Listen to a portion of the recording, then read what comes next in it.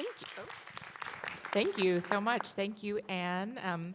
Thanks to everyone who is here. And because I am very time conscious, because I tend to run over, I'm actually going to just jump into having the artists introduce their work and their practices before we jump into what is hopefully a robust exhibition. So Demian, I'm gonna start with you, actually. Go for it. All right. Yate, my name is Demian DinéYazhi. I'm born to the clans Nastashe, Tabahe, and Todachitni of the Diné tribe. I'm from the Diné tribe. We're more commonly referred to as Navajo, which is not, how we ancestrally refer to ourselves. I come from a small town that was actually dubbed like the most patriotic town in America a few years ago.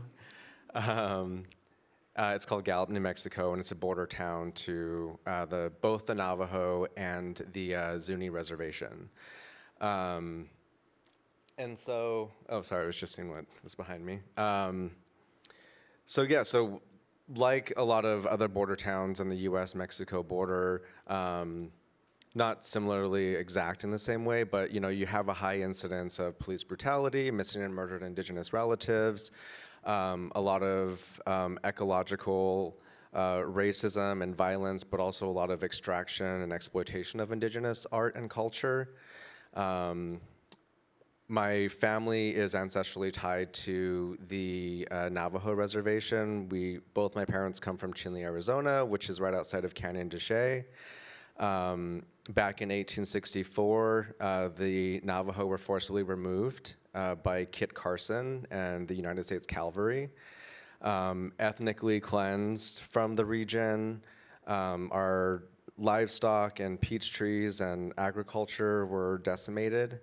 We were forced to surrender and walk pretty much across the state of New Mexico to an experimental internment camp known as Bosque Redondo.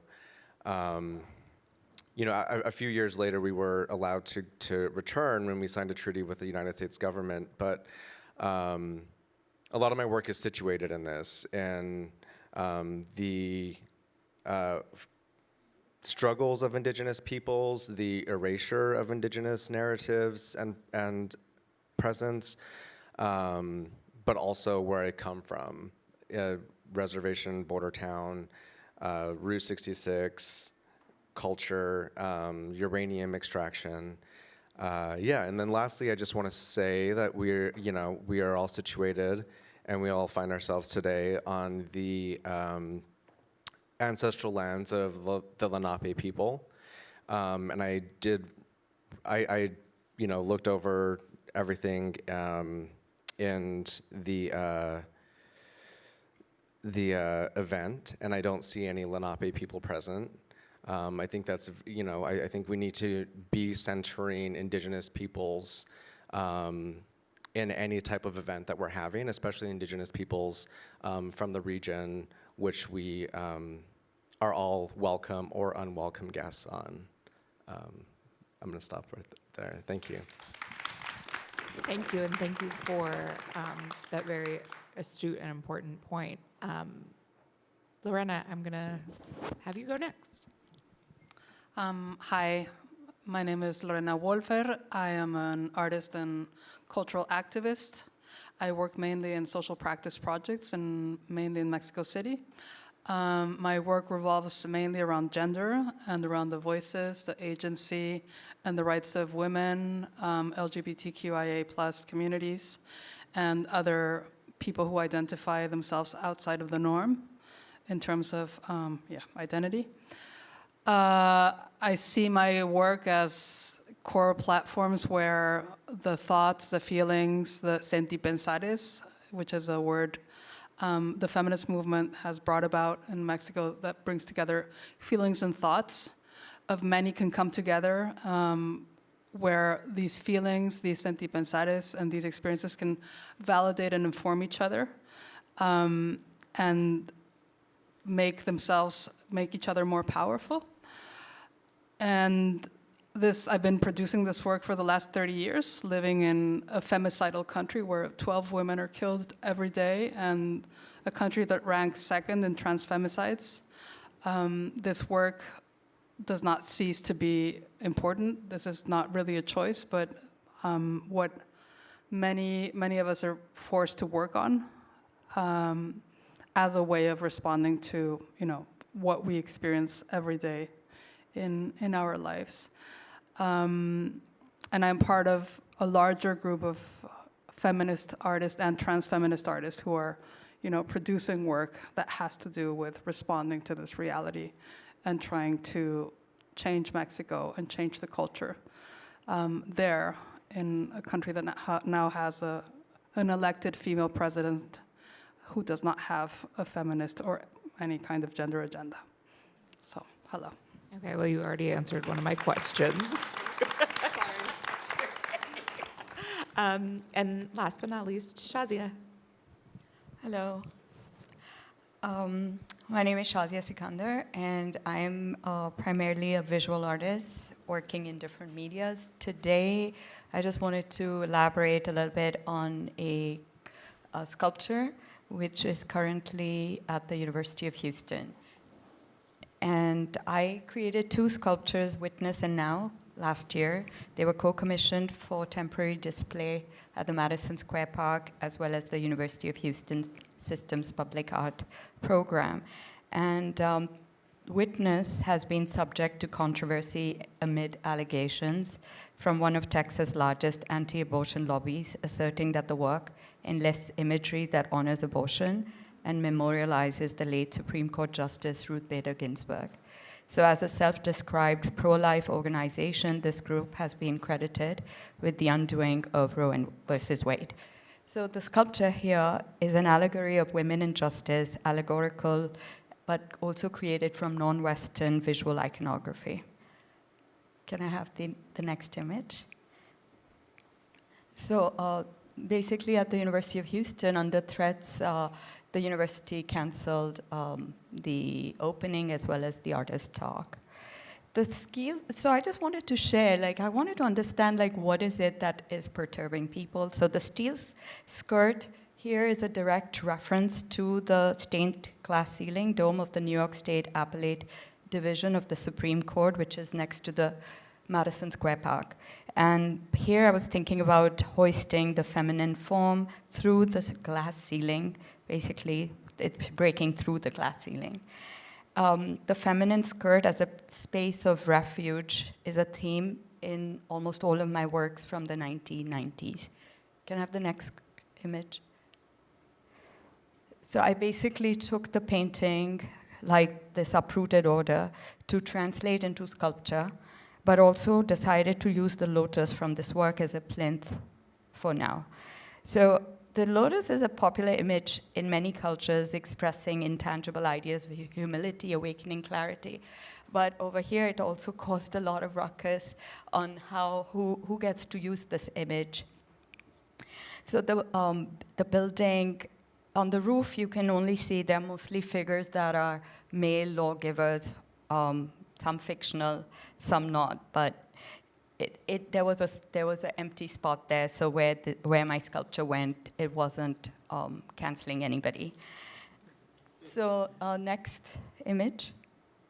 So the lace jabot on the sculpture is a nod to the feminization of the black judicial robe, of course popularized by Justice Ruth Bader Ginsburg, but it was also first introduced by Sandra Day O'Connor, the first woman to serve on the Supreme Court. So in the sculpture, you can see that they are braids. So basically, I took the braids as a reference that I took from the courthouse. The ram's horns are very much present in the frieze as well as on the bench, justices' bench chairs. So you can see that here on the bottom left. And at the same time, I was also looking, it's not Medusa, a reference to Medusa, but I was looking at the syncretic visual histories of Asia, Africa, citing early 20th century Nigerian crest mass and the spiraling snail shape hair curls that often adore Buddha. So New York Times ran this opinion piece by Ross Douthat in February of 2023. And I just want to say something here that he calls the braids demonic in a statute that stands against the politics of conservative Christianity. So he also mentions that he's writing as a Christian and his religion explicitly warns against magic, summoning spirits, and the like. Much like people with magic or experimenting on the frontiers of consciousness, Sikander has devised a religious icon that lacks a settled religious meaning, that's deliberately open to infusions from the viewer, that summons spiritual energy in a non-specific way. And he calls the imagery pantheistic, magical hybrid plant-animal. Anyway, he goes on basically saying that when the door is open, be very, very careful about who or what you invite in. So I thought the undercurrent was incredibly xenophobic, but outside of all of that, like just the idea of braids upsetting so many people. But this idea of the rootedness that I also wanted to refer to is like the self-rootedness for me was about how women, especially immigrant women, carry their roots wherever they go. And it wasn't really about nature. So for people to create this hybridity, femininity, hybrid plant, is also their own projection. It's like, it's self-rootedness. You travel, you're buoyant, the figure, it carries its root wherever it goes. So just all of this for me as a visual artist is really interesting, because can I have the last slide? I'm sorry, I'm just gonna take one extra second here.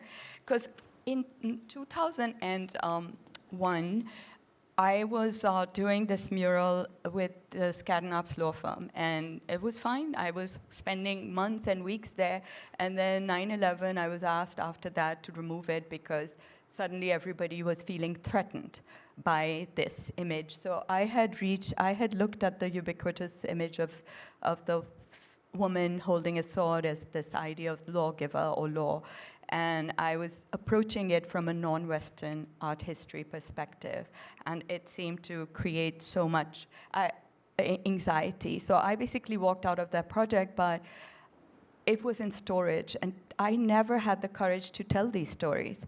And maybe nobody was even interested, but as a South Asian, I always felt like you just were unable to share so many things. So even censorship may have happened 20 years ago.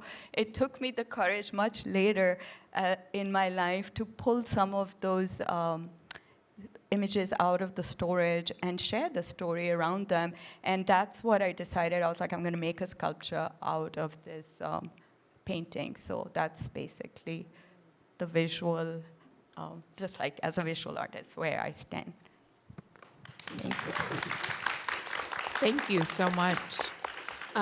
So I think I have 3 pages of questions. So I'm going to start with, I think, probably the most broad for each of you, which is all of us have faced some sort of institutional discrimination or censorship as cultural producers.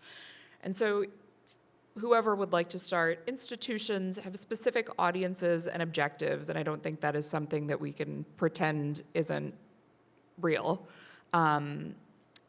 even when they purport not to. How do we subvert and circumvent the attempts to diminish our voices, particularly as Black, Indigenous, people of color, in this particular moment in time when museums are at, not just museums, institutions are at a point where they're trying to be inclusive, but also inclusive in a safe manner.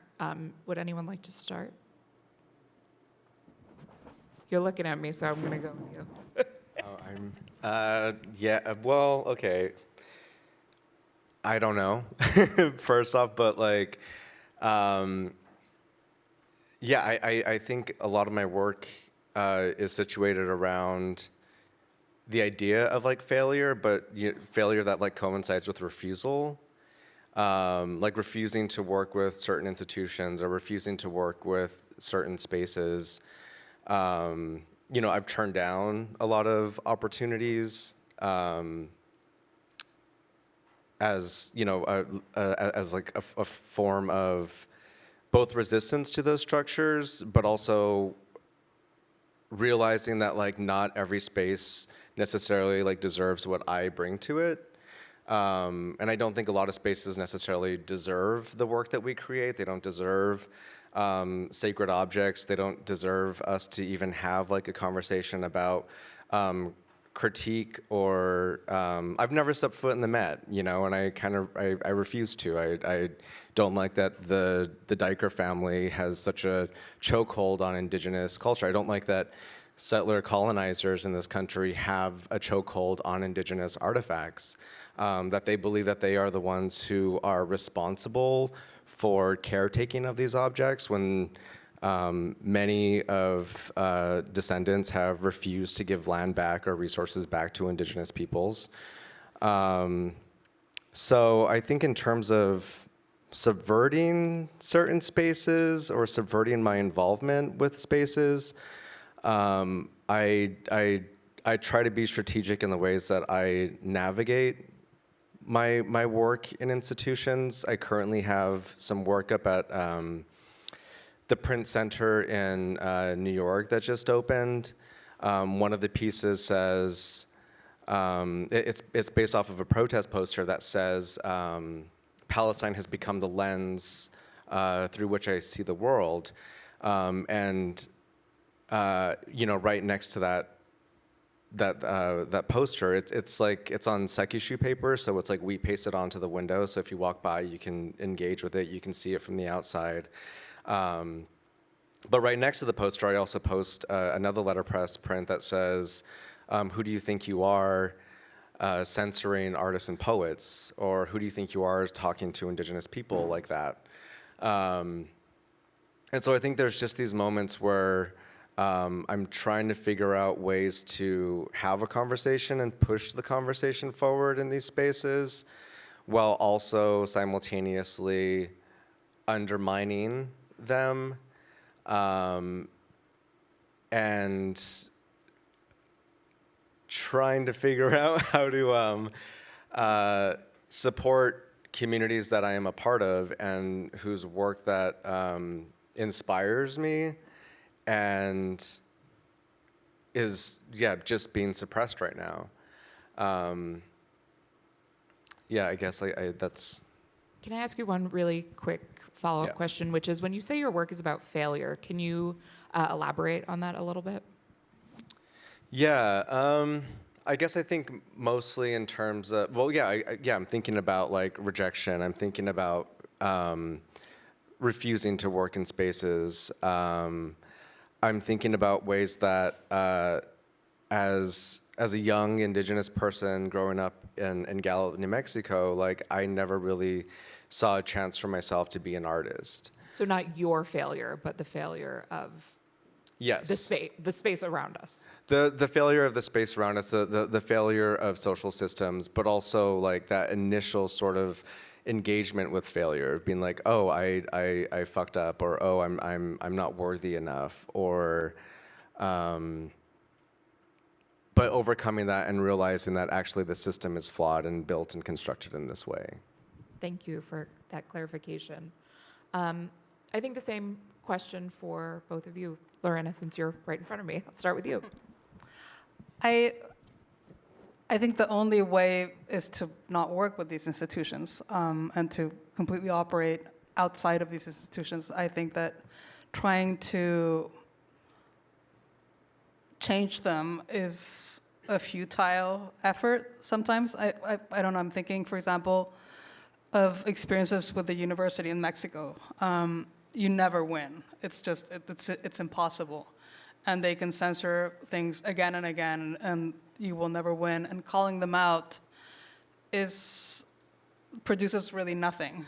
And so I think that I have decided to place my efforts more in producing work outside of these institutions rather than calling them out and trying to change them in any way. And I mean, that's complicated because that means constructing the means to produce your work outside of, especially the art system, because also this so-called inclusion is such a mirage.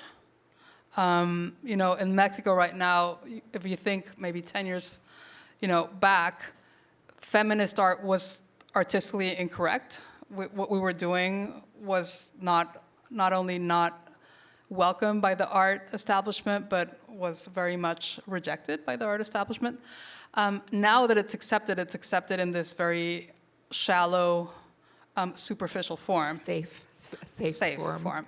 And so also calling out that is very complicated, because how can you, it's very complex to name that without losing the little that has been conquered in that. So yeah, I think that the way is to operate outside, but again, what I was wanting to say before is that means having to construct the means to produce a work outside of these structures, and that's very complicated. In my case, it often means working with institutions that don't usually collaborate with each other and operating as a bridge between these institutions, maybe that aren't art related, but are more, I don't know, have to do with human rights, whether they're NGOs or not. But yeah, I would say that in my case, it means operating outside the system. And one thing I wanted to talk about is, especially, again, in a country that refuses to recognize at a state level what is happening.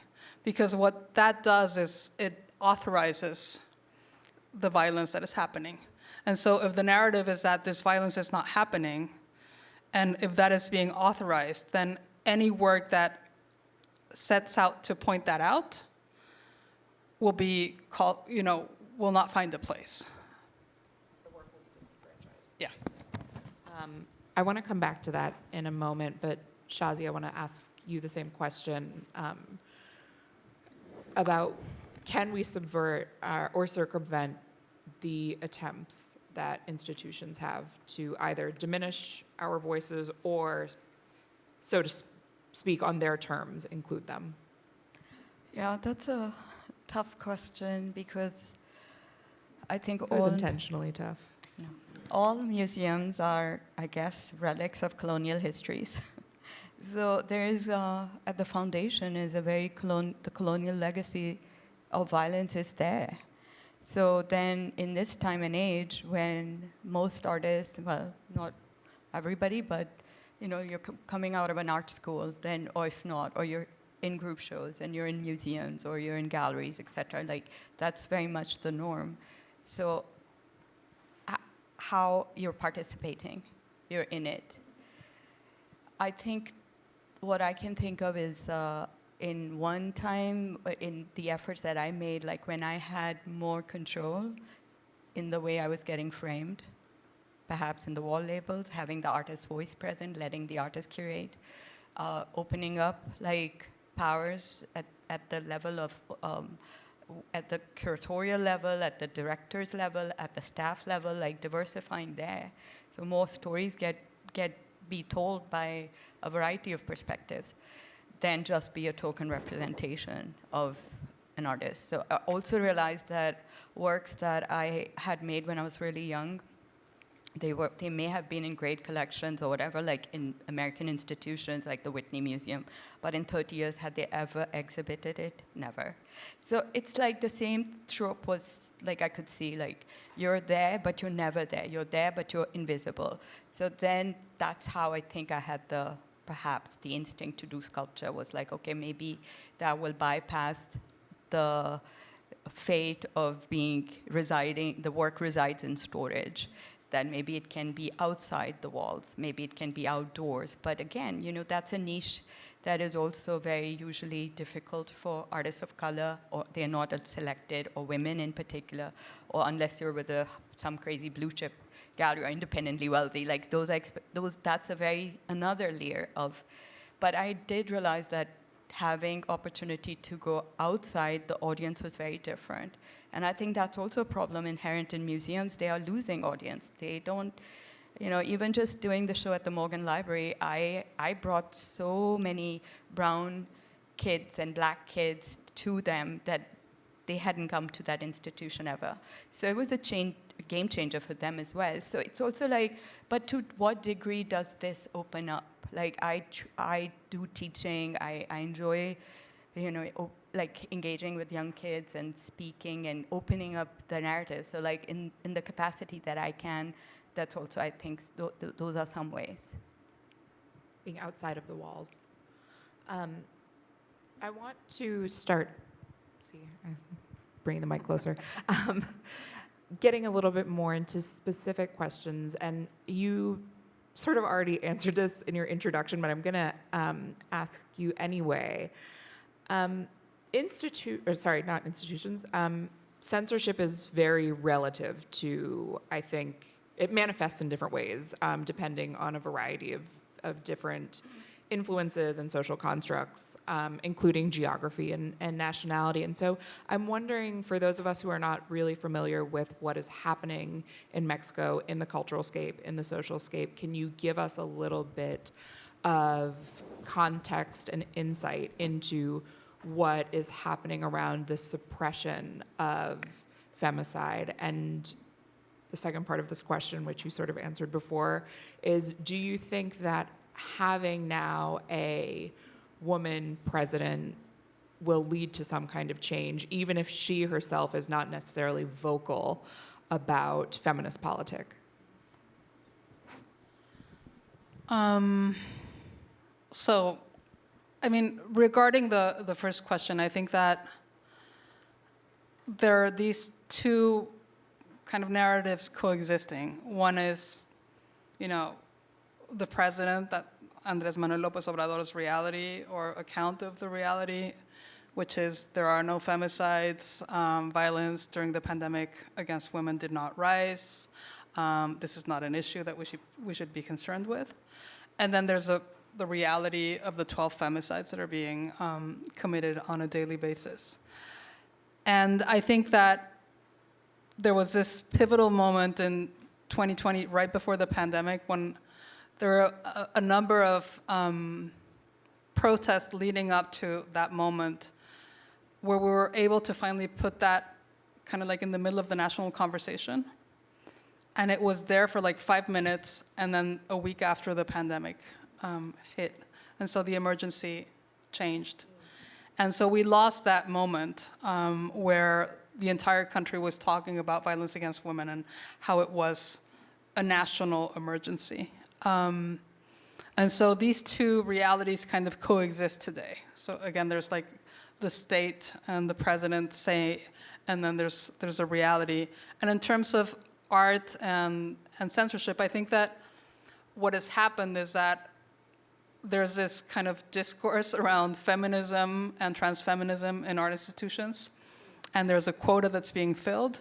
But again, it's all very safe and it's all very superficial. And many of us, for example, have been used in different occasions to kind of like fill in certain gaps, and for them to say that they're doing, their work and they're being political, while in fact they're not. And so I think that one of the things that we've learned is how to be careful in these situations and be able to see them before you're at that table, where you've been invited to validate the institution. And so I think that a lot of the feminist artists and the transfeminist artists are, we're just trying to continue doing our work outside of, what has become this kind of like fashionable thing of like feminist art in Mexico. Because again, it's just, it doesn't really do very much. In terms of Claudia Sheinbaum being elected, Wait, before you ask, before you speak on that, can you speak a little bit about the relationship between publics, plural, and the type of public or audience that's going to an institution? Is it like it is here, that's a very specific audience that is not, in fact, inclusive or diverse? Or is it truly an open forum that people are paying attention to? At an institution. At an institution. Yeah. I think it's like here and like everywhere else. And I also don't believe that the revolution can happen within the walls of the museum. So, I mean, that also kind of like answers your prior question. And which is also one of the reasons why I've chosen to do most of my work outside, in public realms. And as far as our elected president, I think we're at this moment where many of us are hoping that she will maybe disengage from our current president. But we're not sure, and we're very cautious. And she used this phrase when in her acceptance speech, I guess, saying "llegamos todas." We've all arrived, but in the feminine, which is very complicated because that's a phrase that has been used by friends of mine. For example, the district attorney for femicides in Mexico City, who was a ground root civil just lawyer who made her way up to becoming the head of the femicide division that was established some years ago. And so when she says we've all arrived, that really means something, because she was embodying that, and that was really a thing because she was there because we were all there with her. When Claudia Sheinbaum says "llegamos todas," that's more of, I guess, a wish, something that I guess she wants to maybe make come true, and that some would hope that she makes real, that she actually does make that happen. But I have to say I'm very doubtful. I don't think that she will. Thank you that was a very candid answer. Thank you. I want to continue thinking about the femme body and the femme body. Shahzia, thinking about your work in general, but specifically the sculpture, I'm often struck by ways in which people in the West, specifically here, often assert that places in the global South, I think about the ways in which people in the global South, specifically the region where you and I originate from, which is South Asia, is more conservative about the approach to women's bodies. But the reality is, I think here in the US, particularly in this moment, we are not particularly free and open about the femme body either. And I guess my question is, having lived here for some time, are you surprised by this hypocrisy, understanding, of course, that conservatism is a relative concept? All the time, surprised all the time, upset all the time, not surprised all the time, but the stereotypes are so prevalent, embedded, because they have often been used as rhetoric to go to war, saving of Muslim bodies, Muslim women bodies. Mm-hmm. And so it's not just, it's dangerous, it's serious, but it's also intentional. So, I often get asked again and again about the state of women. People many times the just state of believe women, the TM. State of women, how they, how liberated you must be to live here. So it's a trope that doesn't go away. It's there, it was there in that age, in the 20s, when I was in my 20s, it's still prevalent, oftentimes with parents of my child, other parents of children, it's just happening all the time. It doesn't go away. It's there at the school level. It's around in the communities. So I think that's where education in general in the US is often incredibly limited in terms of understanding other cultures, other countries, and especially Muslim countries. And it's always a very one-sided engagement. On the other hand, if you have also grown up outside of the US, I think most of the world has had intimacy with American foreign policy. So you have a better understanding. And American citizens often do not have that knowledge that they are being represented in different ways elsewhere. And I think in that mix is very much the trope of the female body. And so yes, so like just that. Sometimes you wonder, is it more a tool to raise an issue around politics? It comes up usually in the U.S. Such tropes come up when there's politics happening, where's elections happening, but at the same time, a deliberate, like a lot of focus on women needing to be in a relationship, women not necessarily controlling their bodies. All of this rhetoric is quite prevalent in the society, in the West.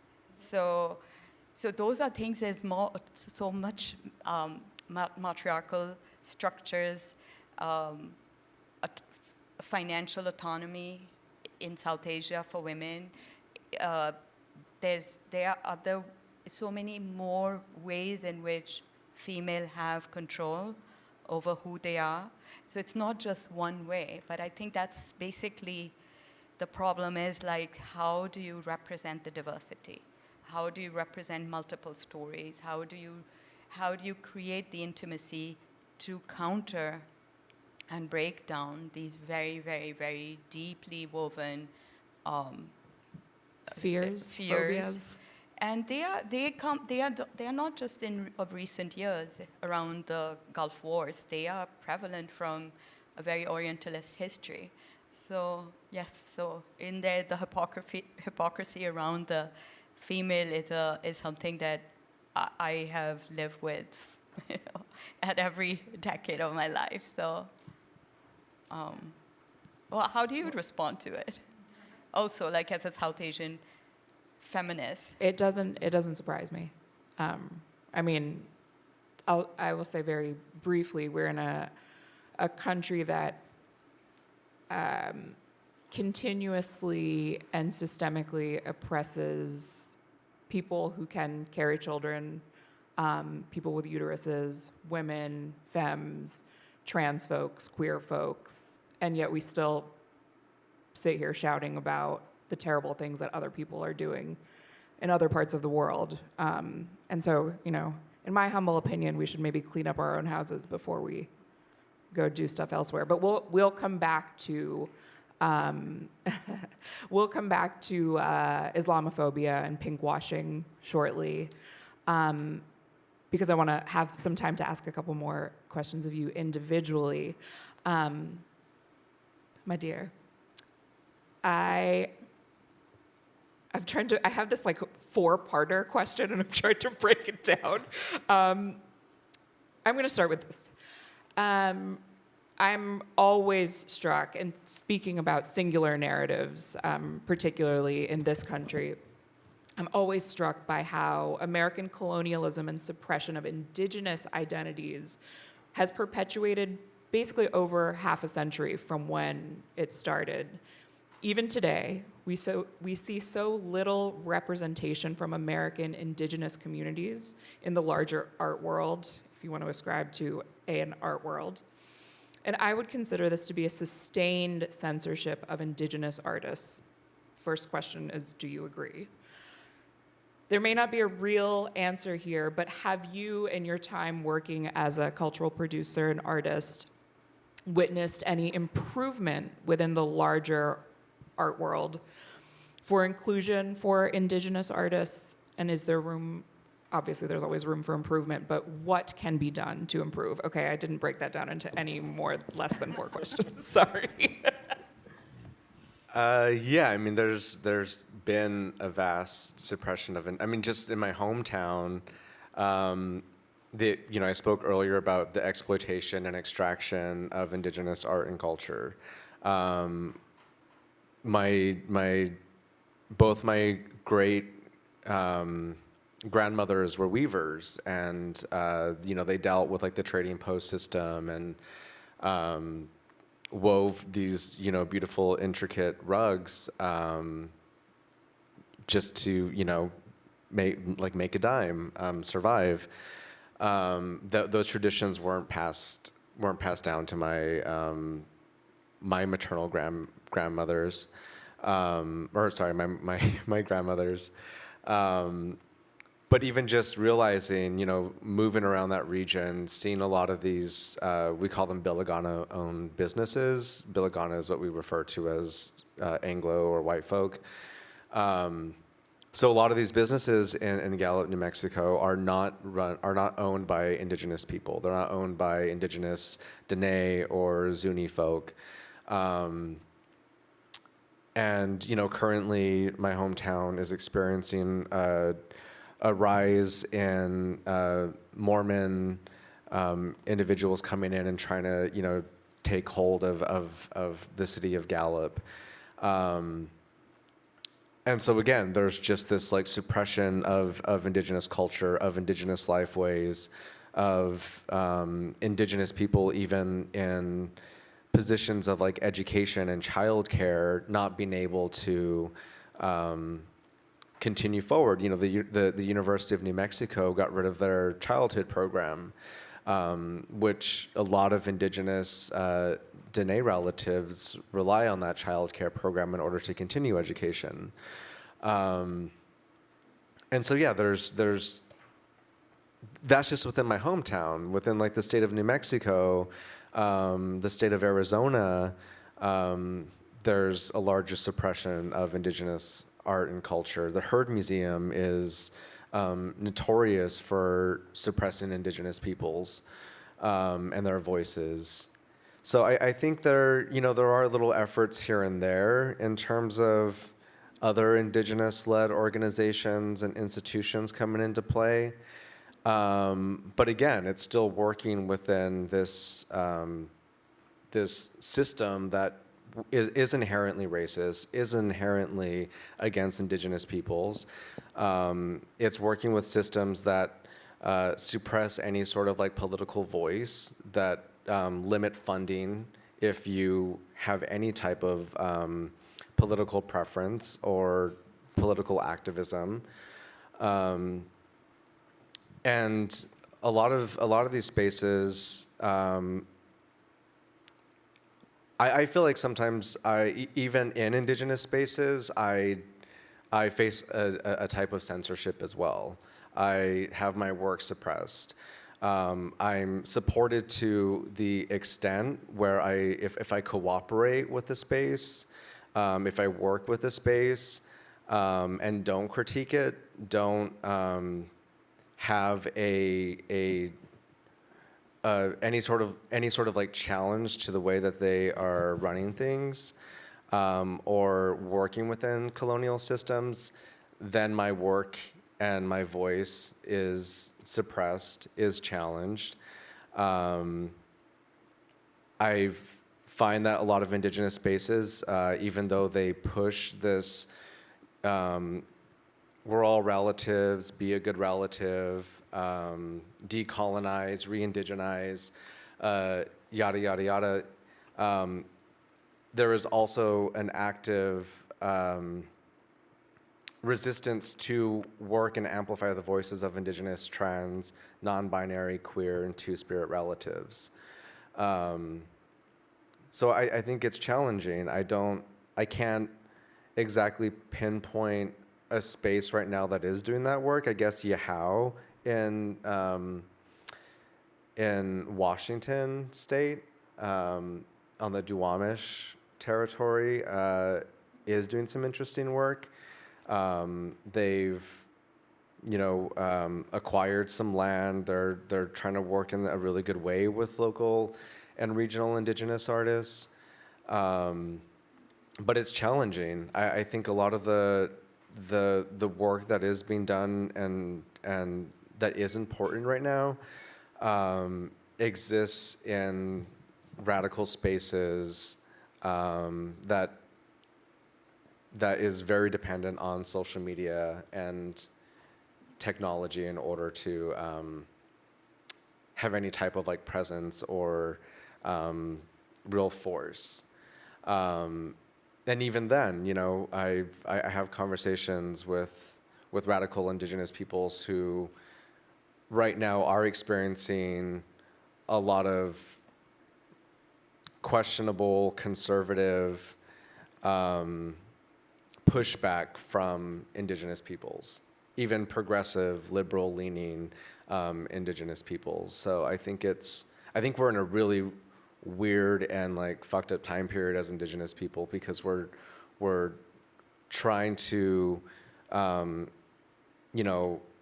live in this moment where we have a little bit more representation, but it's all tied to industries and institutions that for the longest time have suppressed our voices and that are actively suppressing other Indigenous voices around the world, Palestine and elsewhere.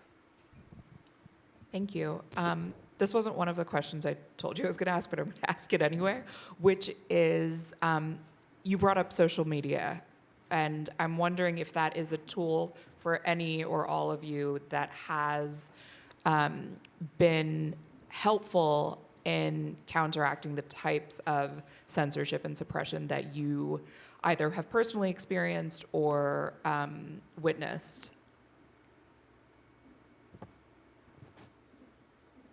I think, for example, social media, and I'm going to kind of like try to extrapolate the conversation from art or culture to More broadly. yeah, the general state of affairs. Social media has been fundamental in Mexico, for example, when talking about violence. Before the Me Too movement, we had mi primer acoso, my first harassment, is what it was called. And so I think social media has been fundamental for, for movements such as that. And again, I think that's more important than maybe talking about one particular piece that was censored. I also think that maybe the way in which certain pieces have been able to transcend the art world and have been appropriated by activism has also been very important. There's this piece, I think we spoke about it on Zoom, called El Tendedero by Mónica Mayer, which is a clothesline that she started in the late 70s in Mexico City at the Museum of Modern Art, where she asked people to talk about women, to talk about the harassment they had experienced in public transportation and write it down in little pink pieces of paper and clip it onto a clothesline. And the clothesline has been kind of like appropriated by activism, by feminist and trans-feminist activism in Mexico. And I think that maybe one of the reasons why that has happened is because of social media. So I would think that, yes, but in a more kind of like large scale, not only art-oriented way. And that particular project continues today.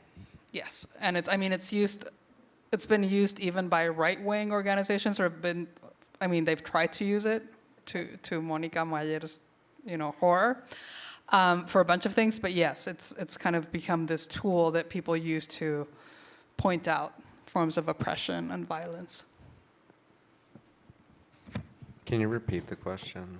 Sorry. Yes. It was, have you found that the social media internet space has been a useful tool or space to get around censorship or suppression of ideas, or not? I don't think they're mutually exclusive whether they are or not, but has it been useful for you or anything that you've witnessed?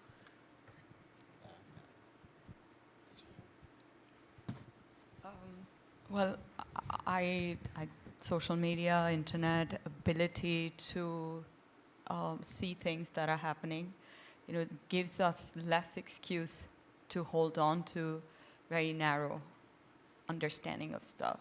But on the other end, I've also seen like how people are, it's so fast. The turnover is so fast, so you can switch back.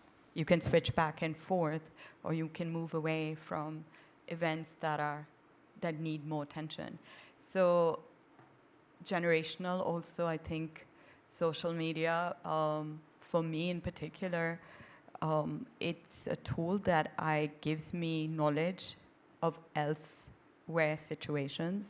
In terms of my own work, I think like the only current situation would have been taking the controversy that was happening around the sculpture and using the internet to be able to use it. And we were able to raise money for Planned Parenthood. So there are ways, but I think that's just one example. But at the same time, I also feel like people those that watch Fox News are not going to watch Al Jazeera. So it's also like, okay, how do you change? How much of it is the crossover happening in the TikTok generation? Like, I would like to know that. I don't have an answer, but I think maybe it creates more silos than we think it does, even though it has the opportunity to be more generative and broad perspectives. But I don't know. I don't have TikTok. I wanted to add something. I think also in Mexico, where we have a failed justice system, social media can act as kind of like a counterpart to that failure. And so it can bring about certain changes that the justice system cannot. And so, for example, in terms of sexual violence or gender violence in any of its forms, one of the things that has been highly effective has been social media. In maybe people who've been who have denounced violence institutionally and have gotten no answer, have been able to get an answer when they've put it out in social media. And so also I think that's an effective way, maybe not the best way, and that doesn't mean we should let the state off of its responsibilities, but I do think that it has been able to attain many things that would have been unattainable otherwise. Right. It's almost as like an accelerant to social movement. Yeah. Did you have an answer? No, not really. No, I mean, I think I think censorship with social media is like a very strategic distraction. It slows us down. But I do see the benefit of it, of getting, the point out there. But I don't have anything else. Okay. I did actually, before I went on this social media tangent, have another question for you, because I see your work as actually really doing that work to genuinely decolonize spaces as part of your practice, whether it's critiquing the space that you're in or the work that you're making. And I was hoping you could tell us a little bit about the project that you're working on now, and the ways in which colonialism is connected to the ongoing plague of transphobia and sexual violence, if you wouldn't mind sharing. Yeah, I currently have some work up at the Print Center in New York.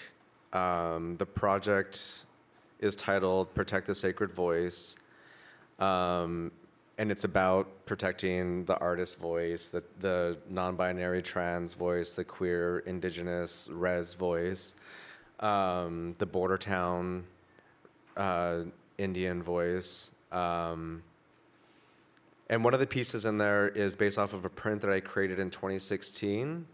A lot of my work on the internet and engagement with the internet back when I was, in art school was about subverting and appropriating found images on the internet. So I came across this image of like the landing of the Pilgrims.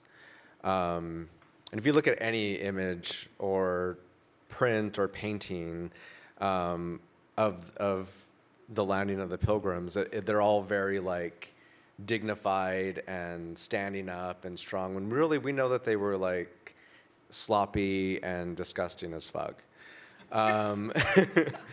So like I just really thankful to like have landed, be somewhere, and like whatever. I'm disgusting after getting off of an airplane. So you have these images of that all stem from this like history of Western art. One of the prints in the piece is Western art is colonial propaganda. The early, the early paintings of this region were used as advertisement for continued colonization of the Americas in Europe. And so I have this print in the exhibition. It's a giant print, and it's a digitally altered photograph based off of this print of the landing of the Pilgrims, and I've retitled it "The Landing of the Homophobes." And both on the print it says in inverted text, it says transphobic, homophobic. And so I'm trying to have this conversation with the viewer and the audience about how also the colonization of the Americas is also the introduction of what is more, within contemporary terms referred to as transphobia and homophobia. A lot of the first people who were assaulted within the Americas were gender gradient, sexually diverse individuals, as well as, feminine people, elders and children. We see similar things playing out today in contemporary genocides in and around the world. So this work that this work is also situated next to this like banner that I just put up. That's just a lot of photographs of me and my hair, and the text above that says, "Indigenous peoples and futurisms are under constant threat. We deserve to be revolutionary and loud and fearless. We deserve endless protection and support." And then you have all these letterpress printed posters that have these different slogans like empower one another to embrace revolution, nurture resistance, love revolution, but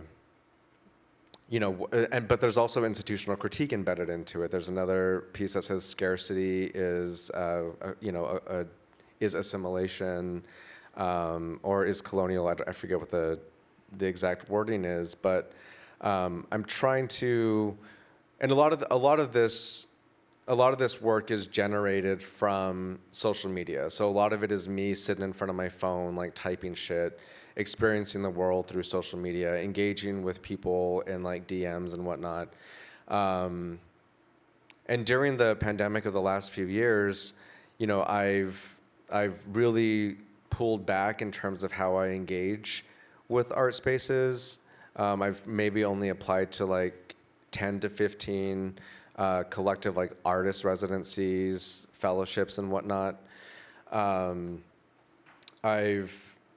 I think, along with myself and various artists, we don't see ourselves and our struggles as artists reflected in the current landscape of the contemporary art world. Various galleries are failing artists right now. Various institutions around the country are failing artists right now. They're failing their own communities. They're showing work that isn't talking about issues that are affecting individuals on a continual basis. I've had conversations with curators in noteworthy institutions that have had conversations with their boards saying we are going to start pushing more gallery represented artists for solo exhibitions, and we're going to start pushing art exhibitions that make money. And so I think I can't engage in the art world unless I'm actively having a conversation about institutional critique. I can't actively engage in the art world without realizing that in 2020, all these solidarity statements went out as a way for institutions to distract artists at a moment when various statues were being thrown into the river. I can't help but realize that institutions put out these statements of solidarity, so we didn't come for them. So we didn't demand that the Met or the Whitney or the MoMA give up their land and resources. And we are in a very troublesome time right now where we need to start making these decisions about how we continue as artists, how we continue in terms of legitimizing what success means, or what the conversation of the day is, because an art magazine or an art institution is feeding it to us. So that's kind of what this work is an attempt to do. It's trying to bring out these really weird, sloppy conversations that I have on social media, and realizing that the only way that I can actually, they're not gonna, put up a video of my social media posts in at the Whitney and just show it in a slideshow. So my compromise is, all right, fuck it, I'll letterprint some of this text. I'll create neon signs or text work that extracts it from social media and works in these methods that these institutions will legitimize. Yeah. I wouldn't be opposed to a video work of your social media. Oh, I would love it. I would love that so much, but yeah. Thank you.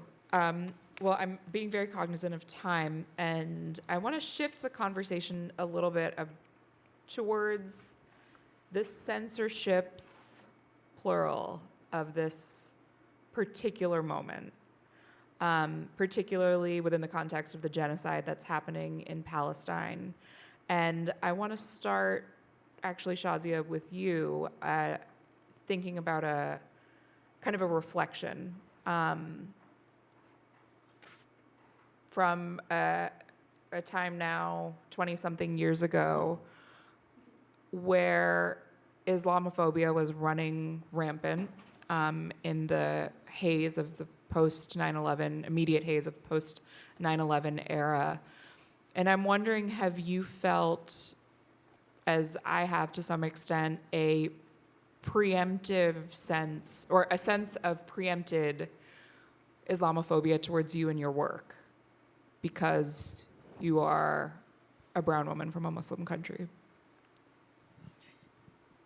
It's always present. It's, even like simple questions that maybe, I don't know if they're intentional, like being asked, are you a practicing Muslim? Like, that's a very loaded, like maybe people asking may not be that cognizant of it, but things of that nature are very common. I think like from strangers. There are many stereotypes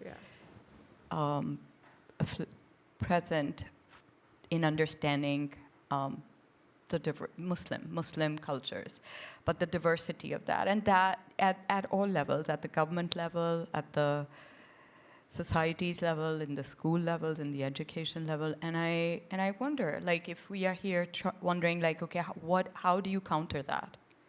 Because it's not just one individual being censored; it's everybody is affected, and what do we do? How do we position ourselves? How do we educate others? Like, I think, as you know, for example, like all the hyphenated identities, Muslim-American, just as one example, like, I think that can be an incredible space of impairment also in terms of how you function. What can you cite? What can you take a stand for? You get punished, you get misunderstood, you get erased. So these are things that are happening, maybe, not just like outside of the art world as well, everywhere. So where's the accountability? How do you come together? I've seen it's like everything gets very scattered very easily, even putting together a group of people to think through it, getting support to create alliances. even like, I think I wrote an op-ed many, many years ago that why can't we even have a museum or an institution that can showcase the traditions that come from syncretic histories of Islamic cultures. So why can't we? How do you, even for South Asian artists, like how do we find a place where things can coalesce so we can be represented with our stories and our diversities in proper way? Where is that? Why isn't that impetus coming from within the communities as well? So thank you for opening up this conversation in a panel here, because this is not just what I will say or what you will say. It's a question that we need to pose to all of us and find ways of like what do we do at a very small level and at a slightly bigger level in our communities, what do we do? I want to participate in a plan of action. Well, I think we can have a whole other panel about the burdens of the desire for assimilation, but that's a topic for another day. It's too big of a topic for right now. Have either of you experienced direct suppression or violence, and however you interpret the term violence, in advocating or speaking out, or even being perceived as speaking out in this post-October 7th era? And I know it's not just October 7th, but I'm thinking about these past 6-7 months.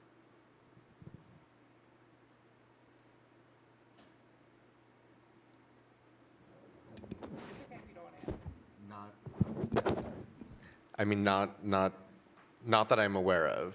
I think there is a strong effort, but like I don't think any of us are really aware right now of like what the threat is or whatnot. I had my latest piece at the in the Whitney Biennial said, there's a hidden message that says "Free Palestine" within it. I thought for sure I was gonna get, doxxed or on some like just open up my DMs and have a bunch of shit like just waiting for me. I'm so shocked that you didn't. I am too. I had one DM from.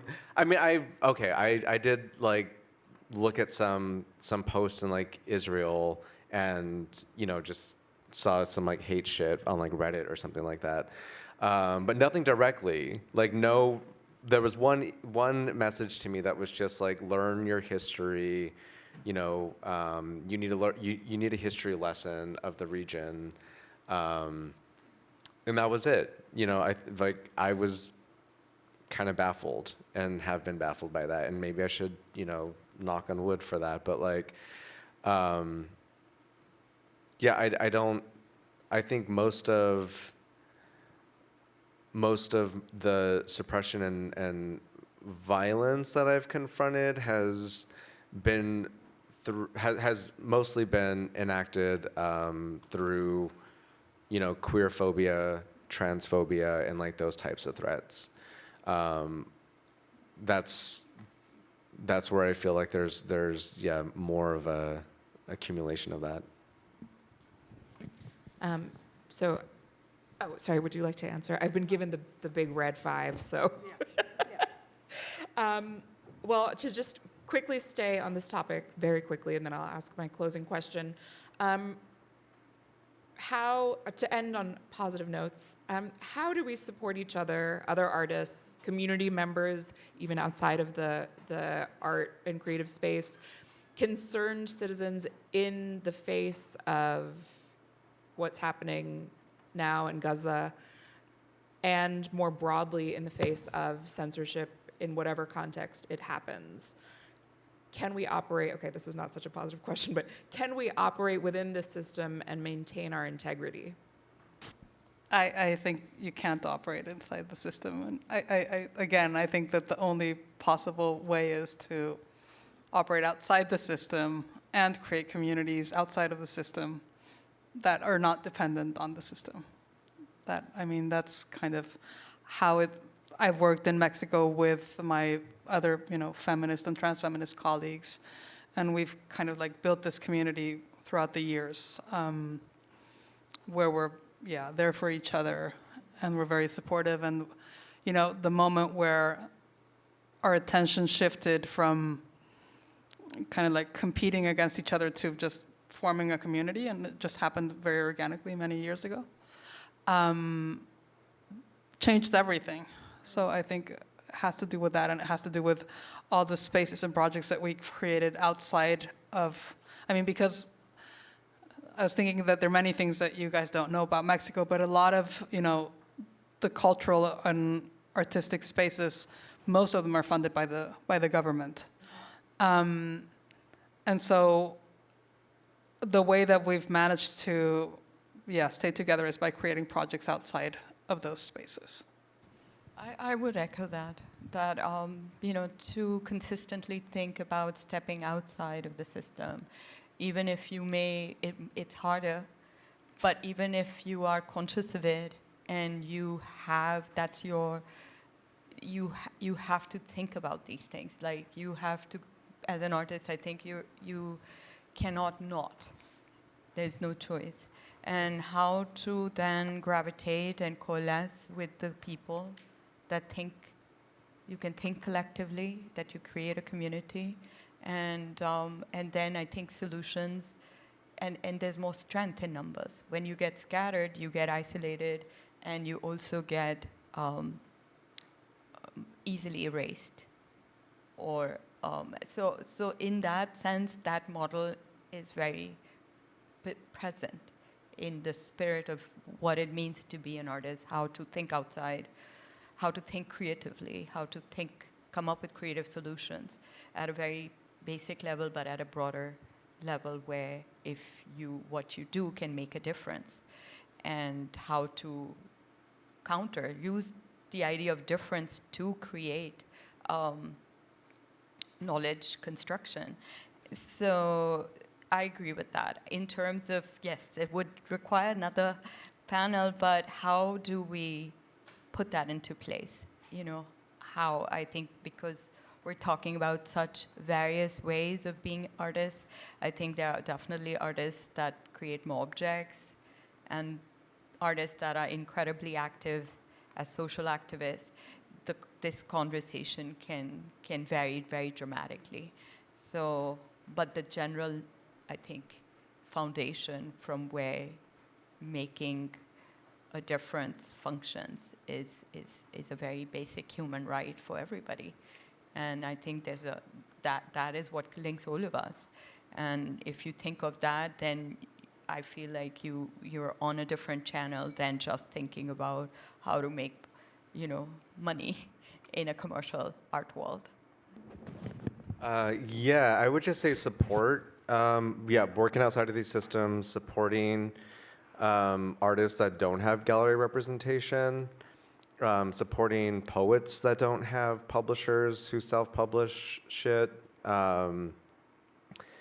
I would say thinking outside of like philanthropy as well, in terms of like how it's currently done. Like strategizing and working in boards, like, somehow like being at the table in some of these conversations, and and demanding that some of these discrepancies be addressed to some degree, but ultimately, like, I think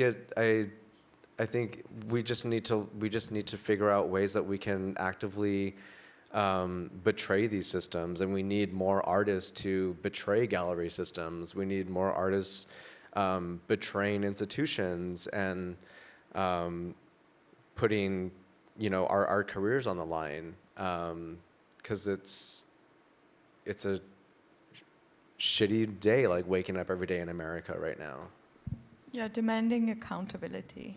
I think when a collective demands it, it's quite different.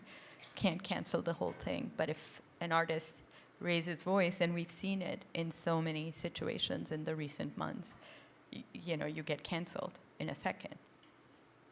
So where's the accountability for that? Who's speaking on behalf of those? All of you. I guess that is a good opportunity to turn it to all of you for questions. And I can't really see, so someone else is going to have to pick them out of the thing. Oh, okay. Folks can come down to the mic. I see. Yes, please come down. Context before I ask my question. I work in a museum, and I'm a professor in museum studies. I fucking hate museums.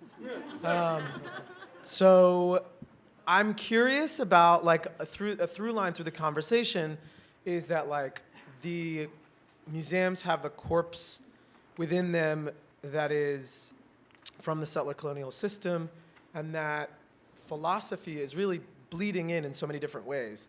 When I got a university job, I was like, as an adjunct, I was super excited. And these past 6 months, I've watched as the encampments have become this like super police state. And I hate to say this publicly, but Fred Moten's undercommons may be a big rouge, because there's no such thing as an undercommons in these universities, because they're just like the same police bullshit that's everywhere. So what the fuck do we do? Like, what's like the next thing? I love artists run spaces, but they also run into financial duress and they go up and down. So Demian, your comment about philanthropy is really fascinating and supporting and building communities, but I wonder, like, what's the path forward? I guess I'm always enamored by asking this from artists, because you all are the ones that dream. Meet arts administrators, they're bereft of dreams. They have no dreams left. They're like, we're done. Like, we literally all need to quit our jobs. All these museum staff need to be fired. But like, I with all the love in my heart, the artists are the ones that have the cool ideas, and there's like 2 on boards, and it's like Fred Wilson and Julie Moretu, and like, that's it. And I'm sorry, like, that's not good enough.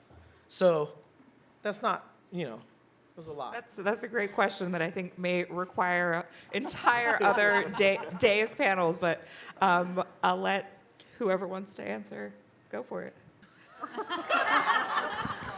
Yes, like you need a business degree to kind of understand how alternatives are other alternatives for philanthropy.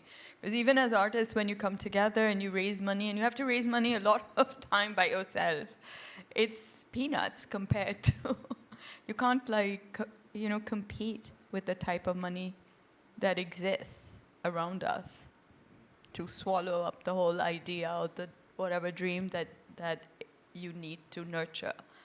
And that's it's a very everything that you said rings so true.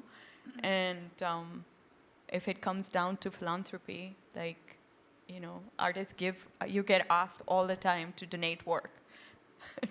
That will probably feed right back into the system. So maybe hold on to some work and put it together for the causes that you believe in, which I think many of us do all the time.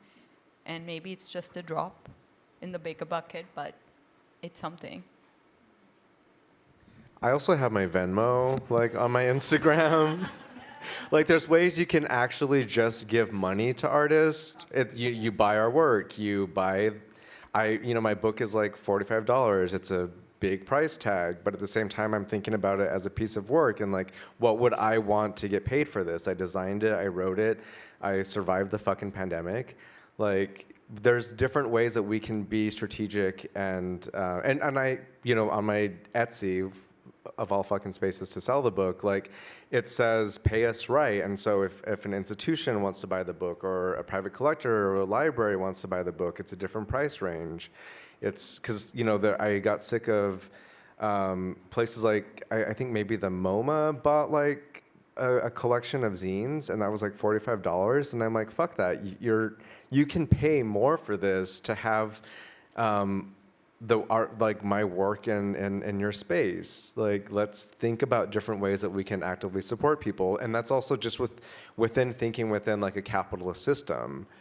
And so if we think about like long-term ways of like surviving and helping people like get through the day and like into the future, then what are the long-term goals and objectives that we have for helping people survive like this apocalypse that we are going through? How do we help trans people and queer kids move forward? How do we help women go forward? How do we help people who are actively experiencing genocide go forward? Like, I don't know, anyway, sorry, but what I think the only ways that we can sort of like really turn this whole thing up on our head is like by actually having revolution, and that is obviously fucking scary.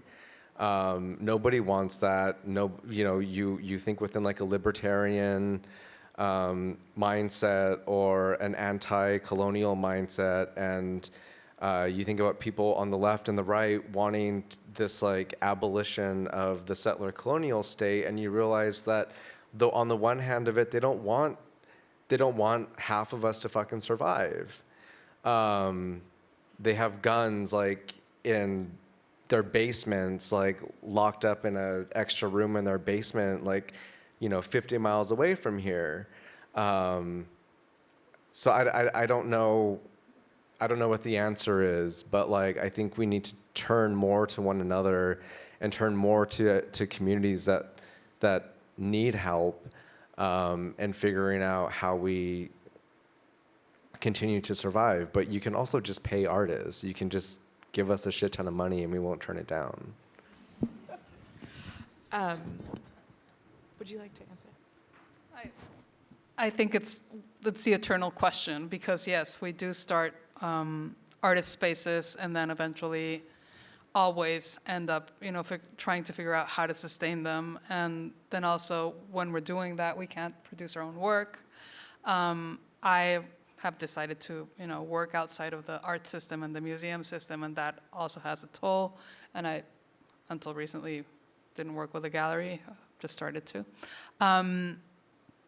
And so I think that there are all these other routes of finding money, but it's nonstop work, and like you say, it's peanuts. So I don't think that there's an answer, really. I think that there are temporary ways and forms, and we're always trying to, make it work and make our independent work possible. But in my case, it's never been sustainable for, a lengthy period of time. So I have a answer that's not a full, sort of like holistic and satisfactory answer, but as an educator, you can actually tell your students how trash the system is and encourage them to change it from within. Because whether we like it or not, and I say this as someone with many thoughts about institutions, having worked in one, and the violences of institutions, they are part of our ecosystem. And likely in our lifetimes are not going anywhere, but there are ways from within a system to break it or make it if that is what people have decided they want to do with their lives. And so I do this with my students all the time in graduate school, is just tell them the honest truth, good, bad, and ugly, about what it is and the types of historic violences and sort of systemic foundations that institutions are built upon, and encourage them to change it.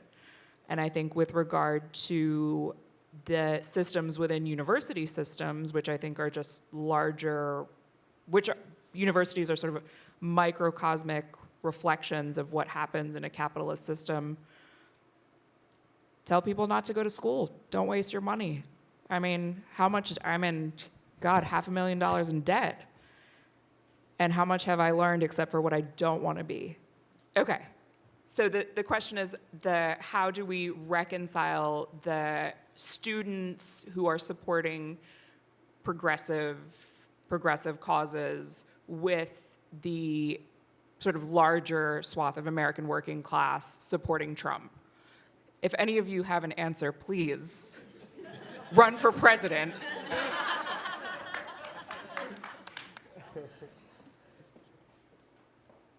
I honestly don't know if there's an answer. I think that is the greatest question of the moment. But do any of you want to?